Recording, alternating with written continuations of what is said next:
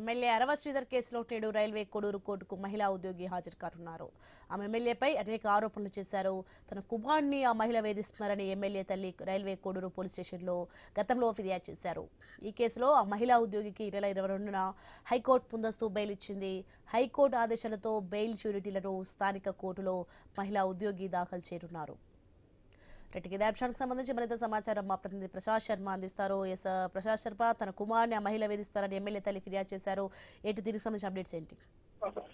సోని, నెలకు పైగా రైల్వే కోడూరులో సంచలనం రేపుతున్నటువంటి ఏదైతే ఎమ్మెల్యే అరవ శ్రీధర్ తనను వేధించాలని ఆరోపిస్తున్నటువంటి మహిళా ఉద్యోగి కొద్దిసేపటి క్రితమే రైల్వే కోడూరు కోర్టుకు హాజరయ్యారు.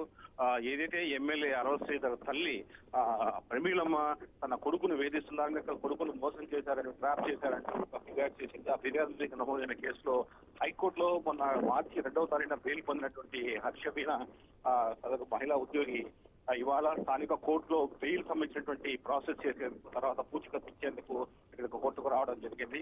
మొత్తానికి ఇప్పటికే హైదరాబాద్ నుంచి ఏదైతే ఆజాద్ ఉన్నారో అడ్వకేట్ సంబంధించిన మొత్తం వ్యవహారాన్ని వాళ్ళు సర్దేయడం జరిగింది. ఈమె కోర్టుకు హాజరై ఆమె తన బెయిల్ పత్రాలు సమర్పించిన తర్వాత తిరిగి ప్రతి శనివారం ఉదయం 10 నుంచి సాయంత్రం 5 గంటల వరకు స్థానిక పోలీస్ స్టేషన్ ముందు ఎదుట హాజరు కావాలని కూడా ఆమె స్పష్టం చేయడం కోర్టు ఆదేశాల మేరకు ఇవాళ బెయిల్ సమర్పించేందుకు వచ్చింది.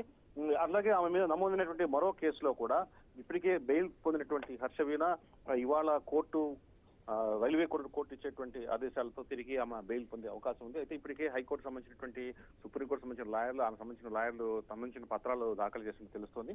మొత్తానికి నెల తర్వాత హర్షవీణ ఎవరైతే ఉన్నారో సార్ మహిళా ఉద్యోగి తొలిసారిగా రైల్వే కోర్టుకు రావడం కొంత సంచలనంగా కనిపిస్తుంది. సోని,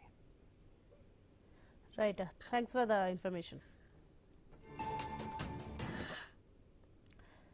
బ్రేకింగ్ చూస్తున్నా మనం. ఎమ్మెల్యే అరవ శ్రీధర్ కేసులో నేడు రైల్వే కొడూరు కోర్టుకు మహిళా ఉద్యోగి హాజరు కానున్నారు. ఆమె ఎమ్మెల్యేపై అనేక ఆరోపణలు చేశారు. తన కుమారుడిని ఆ మహిళ వేధిస్తున్నారని ఎమ్మెల్యే తల్లి రైల్వే కొడూరు పోలీస్ స్టేషన్లో గతంలో ఫిర్యాదు చేశారు. ఈ కేసులో ఆ మహిళా ఉద్యోగికి నెల 2న హైకోర్టు ముందస్తు బెయిల్ ఇచ్చింది. హైకోర్టు ఆదేశాలతో బెయిల్ షూరిటీలను స్థానిక కోర్టులో మహిళా ఉద్యోగి దాఖలు చేయనున్నారు.